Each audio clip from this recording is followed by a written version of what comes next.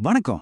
இன்னைக்கு நாம எலிசா தீர்க்கதரிசியோட வலதுகரமாக ரொம்ப நம்பிக்கைக்குரிய ஊழியனா இருந்த கேஹாசி அப்படிங்கிற ஒரு சுவாரஸ்யமான கதாபாத்திரத்தை பத்தி தான் அலச போறோம். அவனோட அசுர வளர்ச்சி, திடீர் வீழ்ச்சி, அப்புறம் பைபிள் வரலாற்றில் அவனுக்கு கிடைச்ச ஒரு வியக்கத்தக்க முடிவு, இது எல்லாத்தையும் நாம இப்போ விரிவா பார்க்கலாம். ஆகையால் நாகமானின் குஷ்டரோகம் உன்னையும் உன் சந்ததியாரையும் என்றைக்கும் பிடிக்கும் என்றான். உடனே அவன் உறைந்த மழையைப் போல வெண்மையான குஷ்டரோகியாகி அவன் சமூகத்தை விட்டு புறப்பட்டு போனான். இது 2 ராஜாக்கள் 5:27 வர்ற வசனம். கொஞ்சம் யோசிச்சு பாருங்க, எலிசாவோட இவ்ளோ நெருக்கமான நம்பிக்கைக்குரிய ஒரு ஊழியன் எப்படி இந்த நிலைமைக்கு வந்தான்? என்றென்றைக்கும் குஷ்டரோகம் அப்படிங்கிற இந்த கொடூரமான சாபத்தை அவன் எப்படி வாங்கிக்கிட்டான்? இது வெறும் ஒரு பேராசையோட கதை மட்டும் கிடையாது, மனித ஆன்மாவோட வீழ்ச்சியை காட்டுற ஒரு தெளிவான கண்ணாடி. சரி, அவனோட கதை எங்க ஆரம்பிக்குதுன்னு பார்க்க நாம தர்சனத்தின் பள்ளத்தாக்கு அப்படிங்கிற முதல் பகுதிக்குள்ள போலாம். பழைய ஏற்பாட்டுல ரொம்பவே துயரமான வேலைக்காரன் யாருன்னு உங்ககிட்ட கேட்டா நீங்க யார சொல்வீங்க? அங்க நிறைய துயரமான கதாபாத்திரங்கள் இருந்தாலும் ஒரு மாபெரும் ஆன்மீக மரபை அப்படியே முழுசா கையில வாங்குற நிலைமையிலிருந்து அதை மொத்தமா நழுவ விட்ட ஒரு ஆளை பத்தி நாம இப்போ பார்க்கணும். ஆமாங்க, எலிசாவுக்கு அப்புறம் ஒரு மாபெரும் தீர்க்கதரிசியா வந்திருக்க வேண்டியவன் இந்த கேஹாசி தான். இவனோட கதையில ஒரு பெரிய முரண்பாடு என்னன்னா, அது அவனோட பேர்ல தான் இருக்கு. கேஹாசி அப்படிங்கிறது எப்ரே வார்த்தை. இதுக்கு தரிசனத்தின் பள்ளத்தாக்கு இல்லனா காண்பதன் ஓட்டம் அப்படின்னு அர்த்தம். தரிசனம் அப்படிங்கிற பெயர் கொண்ட இவன் கடைசியில தன்னோட சொந்த பேராசையாலேயே முற்றிலுமா குருடாக்கப்பட்டது தான் இதுல இருக்கிற பெரிய சோகம். பைபிள் கதைகள்ல வர்ற இந்த மாதிரி துணை கதாபாத்திரங்கள் எப்படி ஒரு மாபெரும் கருப்பொருளை சுமந்துட்டு வர்றாங்க அப்படிங்கறத இது ரொம்ப அழகா விளக்குது.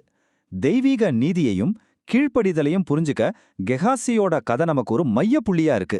அதனால இவன் ஒரு சாதாரண துணை கதாபாத்திரம்னு நம்ம கண்டிப்பா ஒதுக்கிடவே முடியாது. இப்போ அடுத்தபடியா சுனேமியால் பெண்ணின் இறந்த மகன் அப்படிங்கிற பகுதிக்குள்ள நம்ம போகலாம். இங்கேதான் கெஹாசியோட முதல் சறுக்கல் ஆரம்பிக்குது. அவளுக்கு பிள்ளை இல்லை, அவளுடைய புருஷனும் முதிர் வயதானவன். 2 ராஜாக்கள் 4ஆம் அதிகாரத்துல வர இந்த வசனம் ரொம்ப முக்கியம். ஆரம்பத்துல கேஹாசி ரொம்பவே கூர்மையான அறிவோட தான் செயல்படுறான். தங்களுக்கு அடைக்கலம் கொடுத்த சூனேமியால் அப்படிங்கிற அந்த பணக்கார பெண்ணுக்கு வாரிசு இல்லைங்கிறத சரியா கவனிச்சு எலிசா கிட்ட சொல்றான். இதை கேட்ட எலிசா சொன்ன ஒரு பெரிய தீர்க்க தரிசனத்தால அந்த பெண்ணுக்கு ஒரு மகனும் பிறக்கிறான். ஆனா இங்க ஒரு முக்கியமான விஷயம் நடக்குது. அந்த பையன் எதிர்பாராத விதமா இறந்துட்டப்போ எலிசாவோட கோலை வச்சு அவனை உயிர்ப்பிக்கிறதுக்காக கேஹாசி அவரை அனுப்புறாரு. ஆனா அந்த முயற்சி தோல்வியில தான் முடியுது. அது ஏன் தெரியுமா? யூத வேத மரபுகளும் சரி, சில விளக்குரைகளும் சரி, அவனோட கீழ்ப்படியாமை தான் இதுக்கு காரணமா சுட்டி காட்டுது. எலிசா அவன் அமைதியா போக சொன்னாரு, ஆனா இவன் வழியில பார்த்தவங்க கிட்ட எல்லாம் பெருமை அடிச்சுக்கிட்டே போனான். சில பழைய குறிப்புகள் என்ன சொல்லுதுன்னா, அவன் வழியில கடந்த ஒரு இறந்த நாயின் மேல எலிசாவோட தடியை வச்சு அதோட சக்தியை வீணாக்குனான்னு கூட சொல்லப்படுது. இதோ இப்போ நாம கதையோட மிக முக்கியமான திருப்புமுனையான நாகமானும் லஞ்சமும் அப்படிங்கிற பகுதிக்கு வந்திருக்கோம். நாகமானோட குடிய குஷ்டரோகத்தை எலிஷா குணமாக்குனதுக்கு அப்புறம் அவர் எந்த ஒரு வெகுமதியையும் வாங்கிக்க மறுத்துடுறாரு. ஏன்னா தேவனுடைய கிருபைய விலை கொடுத்து வாங்க முடியாதுங்கிறத அவர் உணர்த்த விரும்பினாரு. ஆனா 2 ராஜாக்கள் 5:20 நாம பாக்குறபடி, என் எஜமான் அந்த சீரியனாகிய நாகமான் கொண்டு வந்ததை அவன் கையிலே வாங்காமல் அவனை விட்டுவிட்டார். நான் அவன் பிறகே ஓடி அவன் கையிலே ஏதாகிலும் வாங்குவேன் என்று கர்த்தருடைய ஜீவனை கொண்டு சொல்லுகிறேன் அப்படின்னு கேஹாசி சொல்றான்.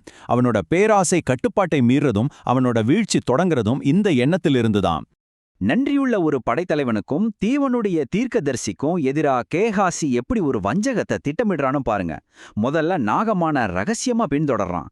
அப்புறம் 2 இளம் தீர்க்கதரிசிகளுக்கு வெள்ளியும் ஆடைகளும் தேவைன்னு ஒரு பொய்யை சொல்றான். அதுக்கப்புறம் 2 தாலந்து வெள்ளியையும் ஆடைகளையும் வாங்கி அதை யாருக்கும் தெரியாம மறைச்சு வைக்கிறான். கடைசியா திரும்பி வந்து எலிசாவோட முகத்துக்கு நேராவே பொய் சொல்றான். இது ஏதோ தற்செயலா நடந்ததில்ல, ரொம்ப கவனமா திட்டமிட்டு அரங்கேற்றப்பட்ட ஒரு மோசடி. இப்போ நாம குஷ்டரோகத்தின் சாபம் அப்படிங்கிற பகுதிக்கு வந்திருக்கோம். இங்கதான் தெய்வீக நீதி ரொம்ப வேகமா செயல்படுது. எலிசாவுக்கு இருந்த அந்த தீர்க்க தரிசன பார்வையால கேஹாசியோட திருட்டு முற்றிலுமா அம்பலமாகுது. 2 ராஜாக்கள் 5:26 அந்த மனுஷன் உன்னை எதிர்கொள்ள தன் இரதத்திலிருந்து இறங்கி திரும்புகிற போது, என் மனம் உன்னுடனே கூட செல்லவில்லையா? பணத்தை வாங்குகிறதற்கும் இதுவா காலம் அப்படின்னு எலிசா அவனை கடுமையா கண்டிக்கிறாரு. ஒருத்தன் தன்னோட இருதயத்தை தேவனிடமிருந்து ஒருபோதும் மறைக்கவே முடியாது அப்படிங்கிறத இது ரொம்ப ஆணித்தரமா நிரூபிக்குது. இதுல இன்னொரு சுவாரஸ்யமான விஷயம் என்னன்னா, நாகமான் முதல்ல கொண்டு வந்த அந்த 10 தாலந்து வெள்ளி அப்படிங்கிறது ஒரு மாபெரும் செல்வம். ஆனா கேஹாசி வாங்கினது வெறும் 2 தாலந்து தான்.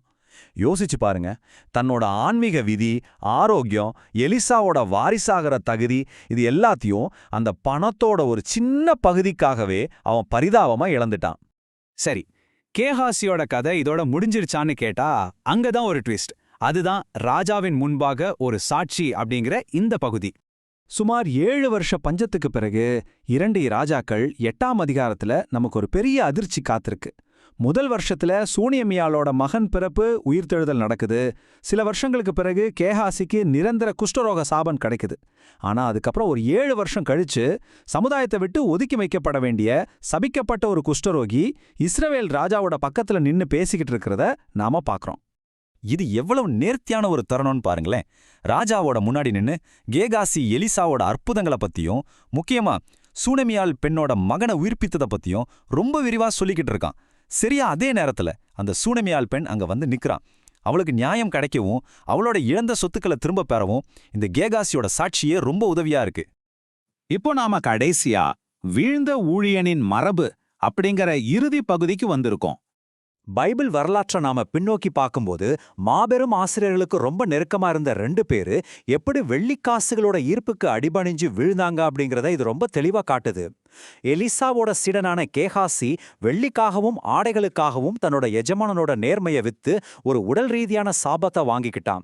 அதே போல இயேசுவோட சீடனான யூதாஸ் வெறும் 30 வெள்ளிக்காசுக்காக தன்னோட எஜமானனோட உயிரையே வித்துட்டு உண்மையான மனந்திரும்புதல் இல்லாத ஒரு கொடூரமான குற்ற உணர்வுல முடிஞ்சான். தங்களுக்கு கிடைச்ச அந்த மகத்தான வாய்ப்பை உலகப் பொருட்களுக்காக எப்படி தவற விட்டாங்க அப்படிங்கிறதுக்கும் குறுக்கு வழியில போறதோட ஆபத்துக்கும் இவங்க 2 பேருமே ஒரு சிறந்த உதாரணம். கடைசியா இந்த ஒரு சிந்தனையோட இந்த அலசல நம்ம நிறைவு செய்யலாம். ஆன்மீக குருட்டுத்தன்மைக்காக சபிக்கப்பட்ட ஒரு மனிதனை ஒரு ராஜாவோட கண்களை திறக்கவும், ஒரு சாதாரண பெண்ணுக்கு நியாயம் கிடைக்கவும் தேவன் எப்படி பயன்படுத்தினாரே பாத்தீங்களா? மனிதர்கள் தோற்று போனாலும் அந்த வீழ்ந்த மனிதர்களை கொண்டே தேவன் தன்னோட திட்டத்தை நேர்த்தியா நிறைவேற்றுறார் அப்படிங்கிறது நம்மள ரொம்பவே சிந்திக்க வைக்கிற ஒரு ஆச்சரியம் இல்லையா? நீங்க என்ன நினைக்கிறீங்க?